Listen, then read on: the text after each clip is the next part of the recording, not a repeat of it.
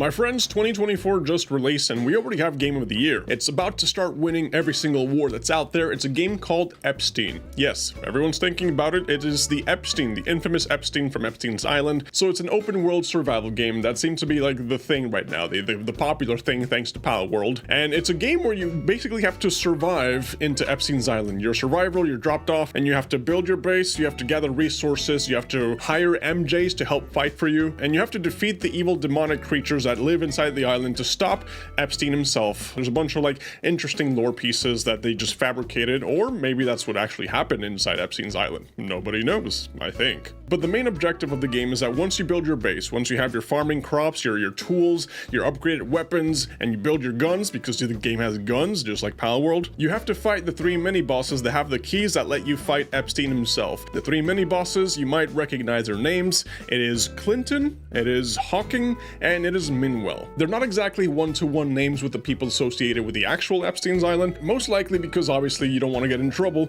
and you'd rather just like play it off like that. But you know, everyone here can fill in the blanks. So the game released, and obviously I had to get my hands on it. It is $7.99 on Steam right now. It's on special, and is the game worth purchasing for $7.99? Probably not.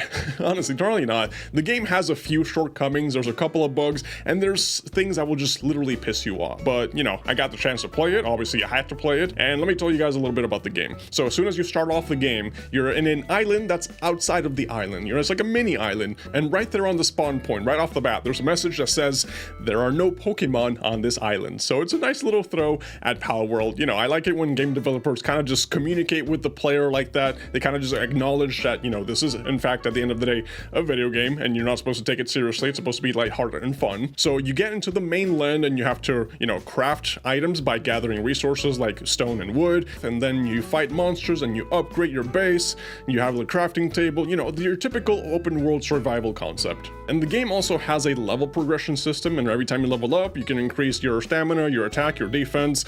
The game also has a farming mechanic, and a lot of the lore that you get in game mostly just revolves around like little tablets that you find. Where you start to see the main issues in the game is just how unbalanced everything is. So the leveling system, for example, you play through the entire game and you can forget that it's even there, right? I played through like hours of gameplay. There's no notification that says, hey, you leveled up, or like, hey, go, you have unused skill points or anything. No, there's nothing. For me, I was like halfway through, I was like, oh, wait, did I level up? And I was already like level 5 or level 4, I don't know. So I was like, oh wait, unused skill points, let me do that. So there's no notification, there's nothing to tell you that that's happening. The other part is that the resource gathering, at first, it seems interesting because, oh, yep, you know, open world survival, but then you realize that it's not really necessary because you have MJs in the map. I don't know what MJ stands for, honestly, but these MJs are NPCs that can help you. You can recruit them and they walk around you, and they're basically like your followers. You recruit them, you take them with you, they fight, they don't run out of bullets, and the worst slash best part is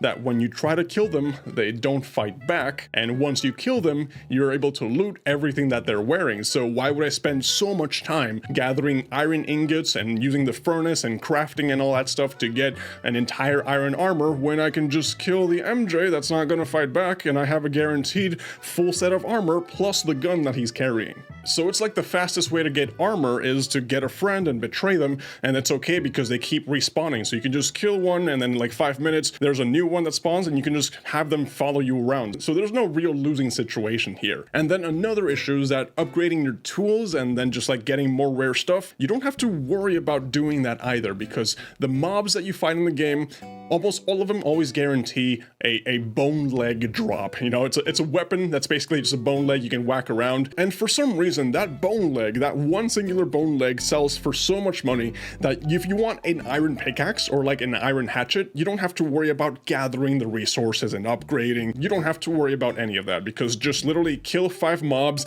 get 5 bone legs, sell the bone legs, and go to the blacksmith and buy your hatchet and buy your iron pickaxe. That's it. So you basically skip the entire concept of having to resource gather, and let's not even get started with the farming. The farming, it's just there, but you don't really have to use it either. You know, you can play through the entirety of the game and not have to worry about doing half of the things that the game has. So when you play the Epstein game, you feel like the developers had a checklist of everything that a survival game has. They started like adding that stuff and they didn't care about balancing whatsoever. So it really just feels like a lot of the game really is just not necessary. It doesn't need to be there. And on top of that, when you look at the game, game, nothing really reminds you of Epstein's Island per se. You know, yes, you have demons and assassins and like skeletons and all that stuff. The only thing that really correlates to the actual Epstein Island is the names. It really just feels like someone was making a survival game and they were like, well, how do we make this survival game, which might be dead on arrival, succeed? And people were just like, well, let's just put Epstein on the name and that's it. It is an island after all. So maybe calling the game Game of the Year might be a stretch,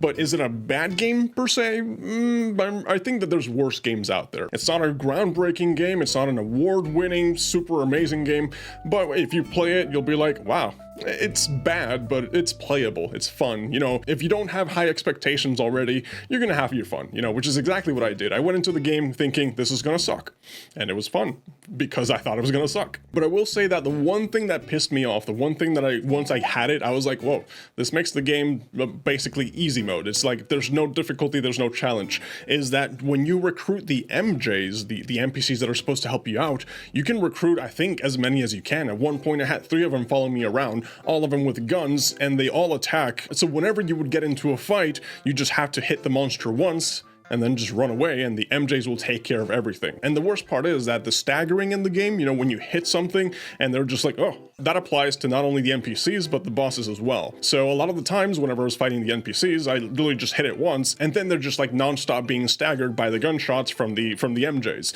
And when you got to the boss, I was really expecting the first boss, the Clinton boss, we're like, okay, this is finally gonna be a challenge. Let's go do this. But unfortunately, it is just like a powered up NPC. There's no real special mechanics to it. It's really just like your regular typical NPC, just like with more health and probably does more damage. I don't really know if it does because it was being constantly stun locked by all the staggering from the gunshots that my MJs were doing. I was literally just like, okay, I'll just hit you once and I'll just run away and let everything else take care of it. So that was a really big downer because once you realize that that's there, that mechanic is there, it kind of takes away the difficulty of the entire game. You know, it's just like, okay, I can just struggle or I can get some MJs. However, a positive thing I will say about the game is that it has platforming. You know, there's a couple of mushrooms that help you like traverse obstacles, and there's a couple of like platforming obstacles for you to overcome. So apart from having the main quest line, I suppose, you can also go and find these little secrets, these little hidden areas, and just get pieces of lore. So it's an open world survival game with a bunch of features where half of the features are completely unnecessary. Skill-wise, the requirements for beating the game are near zero because you have the MJs, and the obstacles and the platforms are kind of fun, but some of the obstacles will leave you stuck permanently with like no escape unless you die,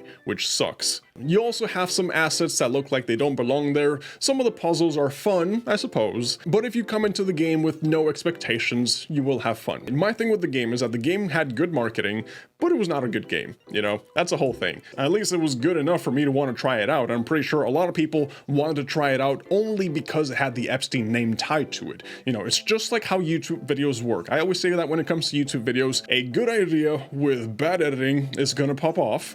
A bad idea with amazing editing is going to be dead in the water. And obviously you always want to go for a good idea, good editing, which is going to go viral. But in this case, you had a okay game with like a good idea. So yeah, I think that's what was gathering so much attention. And should you go play the game, should you go experience it for yourself, if you want to. If you have $8 to spend and you want to play online multiplayer with a friend of yours and just kind of mess around in the game, sure, why not? But is it gonna be something that you're gonna remember 5 months from now? Probably not, man. Probably not. But yeah, that's all I really wanted to talk about with you guys. Thank you guys for watching, and I'll catch you in the next one.